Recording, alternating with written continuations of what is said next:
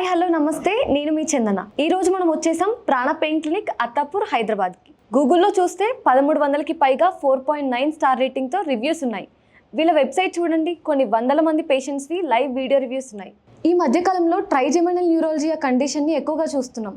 ఎన్ని ప్రయత్నాలు చేసినా ఎక్కడా తగ్గట్లేదు. అలాంటిది దుబాయ్, మలేషియా, సింగపూర్ రకరకాల దేశాల నుండి, మొత్తం ఆంధ్ర తెలంగాణ నుండి ఒక నమ్మకంతో కేవలం 45 నిమిషాల్లోనే నొప్పి తగ్గుతుందని ప్రాణ పెయిన్ క్లినిక్ కి వస్తున్నారు. అసలు వీళ్ళు ఇక్కడ ఏం చేస్తారు? ఎక్కడా తగ్గని వీళ్ళ దగ్గర ఎందుకు తగ్గుతుంది? అసలు వీళ్ళు పేషెంట్స్ కి ఇచ్చే భరోసా ఏంటి?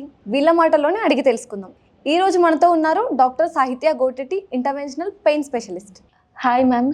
హలో, ఎలా ఉన్నారు? నేను బాగున్నా, మీరు ఎలా ఉన్నారు? బాగున్నాను. ఈ ట్రైజెమినల్ న్యూరాలజీ అనేది కొత్తగా వింటున్నాను, అదేంటనేది ఒకసారి ఎక్స్ప్లెయిన్ చేస్తారా? ట్రైజెమినల్ న్యూరాలజీకి నిర్ధారణ చాలా ముఖ్యం అండి. మీ డయాగ్నోసిస్ తప్పిపోతే మీ చికిత్స, మీ మందులు, ఎక్సర్సైజ్ అన్ని తప్పు దిశలోనే వెళ్తూ ఉంటాయి. ట్రైజెమినల్ న్యూరాలజీ పేషెంట్స్కి ఒక పక్కనంతా ఫేషియల్ పెయిన్ వస్తుంది. ఎంత భయంకరంగా ఉంటుందంటే ఏదో కరెంట్ షాక్ కొట్టినట్టు, కత్తితో ఎవరో పొడుస్తున్నట్టు భరించలేని నొప్పి వస్తుంది.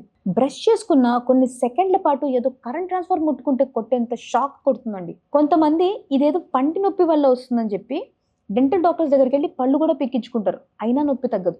మైగ్రేన్ అనుకుంటారు, కొంతమంది సైనసెస్ అనుకుంటారు.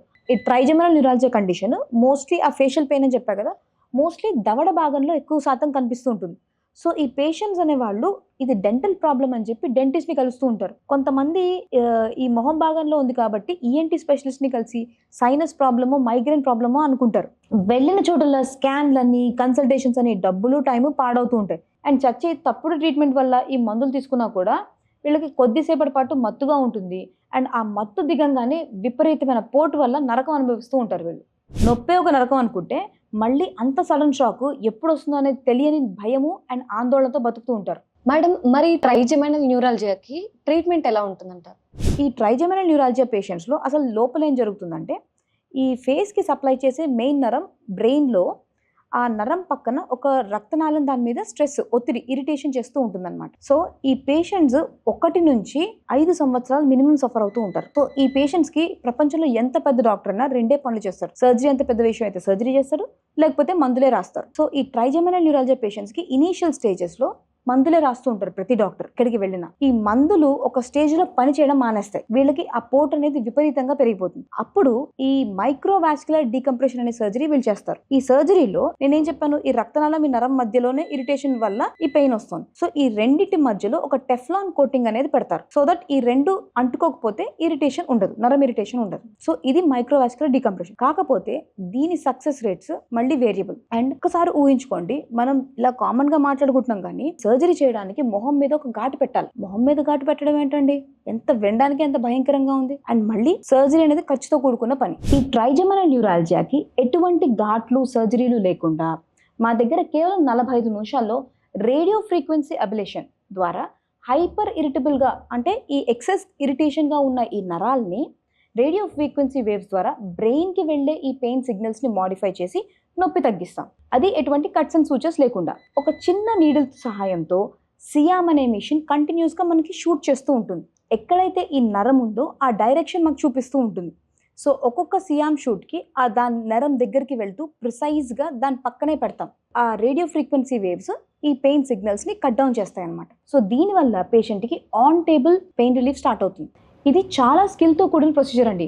హైదరాబాద్లో అతి తక్కువ డాక్టర్స్ చేస్తారు. ఆన్ టేబుల్ పేషెంట్కి పెయిన్ రిలీఫ్ వస్తుంది, అది కేవలం 45 మినిట్స్లో.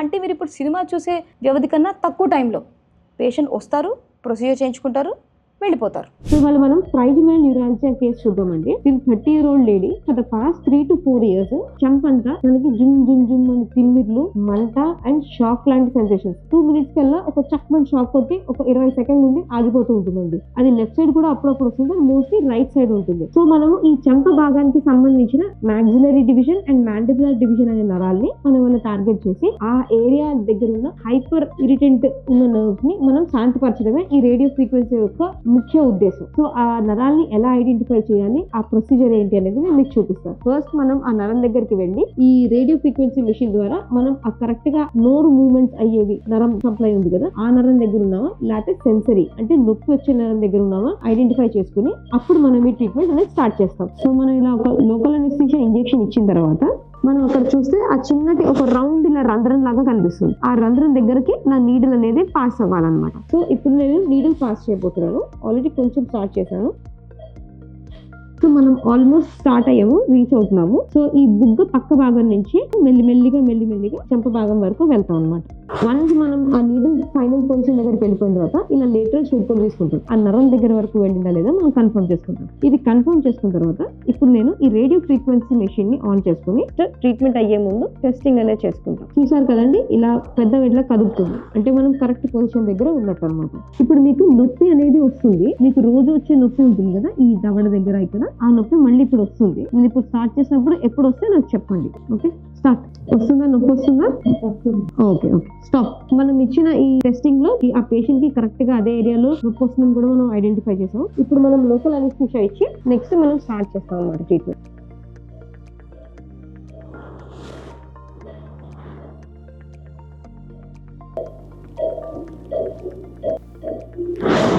స్టార్ట్.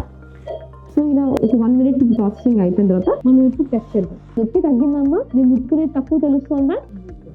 ఓకే. సో నెక్స్ట్ నేను ఈ పైన భాగం మాక్సిలరీ డివిజన్ అంటారు, ఈ భాగాన్ని నేను ఫోకస్ చేస్తున్నాను. సో కొంచెం టర్న్ చేసి పైకి వెళ్తున్నాను. I sure. ఓకే. సో ఇప్పుడు నేను మాక్సిలరీ డివిజన్ దగ్గర ఉన్నాను. సో నేను మళ్ళీ ఇది స్టార్ట్ చేయబోతున్నాను. ఇంకొకసారి చేసుకుంటే సరిపోతుంది తనకి. స్టార్ట్ అయ్యి. సో ఇది అయిపోయిందండి. ఒక నిమిషం. సో చూసారు కదండి, ఎంతో సింపుల్ గా ఈ మొత్తం ఓవరాల్ ప్రాసెస్ మాక్సిమం 30 minutes పడుతుంది.